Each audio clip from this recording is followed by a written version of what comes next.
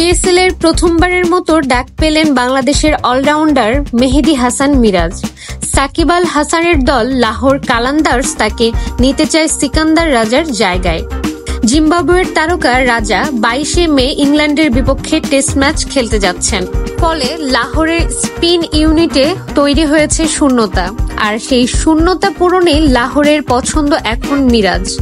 Bangladesh cricket বোর্ডের কাছে ইতিমধ্যে অনাপত্তিপত্র চেয়েছেন এই 27 বছর বয়সী অলরাউন্ডার।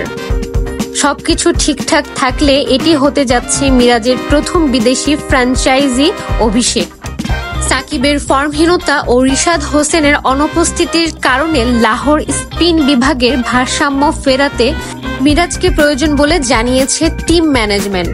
22শে মে এলিমিনেটর ম্যাচে একসঙ্গে মাঠে দেখা যেতে পারে সাকিব ও মিরাজকে। এরই মধ্যে 10 ম্যাচে 11 পয়েন্ট নিয়ে প্লে অফ নিশ্চিত করেছে লাহোর কালান্দার্স।